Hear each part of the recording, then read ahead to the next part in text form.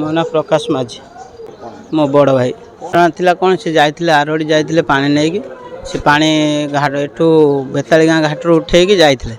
ମୁଁ ଘରେ ଥିଲି, ସିଏ ଯାଇଥିଲେ। ସିଏ ପିଲା ଯେତେବେଳେ ମୋତେ ଫୋନ୍ କଲେ ରାତି ସେତେବେଳକୁ 8ଟା 40-45 ଭିତରେ ହେଇଥିଲା। ସେ ଫୋନ୍ କଲେ, ଇଏ ଯେତେବେଳେ କହିଲେ ମୁଁ କହିଲି ସେଇଠି ପାଖ ମେଡ଼ିକାଲ ନେଇଯାଅ, ମୁଁ ଯାଇକି ପହଞ୍ଚୁଛି। ତାପରେ ସେ ପାଖ ମେଡ଼ିକାଲ ଯାଇକି ତାପରେ ମୋତେ ଫୋନ୍ କଲେ ଯେ ମେଡ଼ିକାଲ କେହି ନାହାନ୍ତି, ଭାଇ ସିରିୟସ୍ ହେଉଛନ୍ତି, ତାଙ୍କୁ ଭଦ୍ରକ ସେ କେଉଁ ମେଡ଼ିକାଲ ଗାଡ଼ି ଥିଲା ଗୋଟେ ସେଠୁ ନେଇ ଆସିଲେ।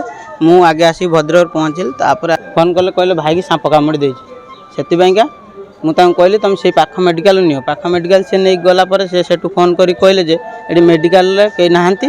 ସେ ଆମକୁ କହିଲି ଯେ ତାଙ୍କୁ ଭଦ୍ରକ ନେଇ ଚାଲ। ତାପରେ ଭଦ୍ରକ ଆଣିଲା ପରେ ଭାଇ କ'ଣ ଡେଟ୍ ହେଇଗଲା। କାଲି ଆମେ 2ଟା ଖଣ୍ଡ ବେଳେ ଯାଇଥିଲୁ ଘରୁ ବାହାରିକି ଗାନ୍ଧୀଘାଟରେ ପାଣି ଉଠିଲୁ। ଆମର ବେତାଳି ଗାଁ ପାଟୁଳି ଆମ ଘରକୁ। ବେତାଳି ଗାଁରେ ପାଣି ଉଠେଇକି ଆମେ ଯାଇଥିଲୁ। ଗଲା ପରେ ବାଟରେ ଯିବା ବେଳେ ଆମେ ମଠ ଡିଅରେ ରହିଥିଲୁ। ରହିଲା ପରେ ବି ସେଠି ରେଷ୍ଟ ନେଇକି କରି ଆମେ ଯାଇଥିଲୁ। ବାହାରିକି 6ଟା 7ଟା ଖଣ୍ଡ ବେଳେ ବାହାରିଲୁ ମଠରୁ। ବାହାରିଲା ପରେ ଯାଇକି ଆମେ ଆରଡ଼ି ଧାମ ମାନେ ଆମର ଗେଟ୍ ମେନ୍ ଗେଟ୍ ପାଖରେ କି ଫାଣ୍ଡି ସାମ୍ନାରେ କି ହେଇଛୁ କି ଯିବା ସମୟରେ ସାପଟି କାମୁଡ଼ିଥିଲା। 3 ଜଣ ଯାଉଥିଲୁ ସାଙ୍ଗରେ।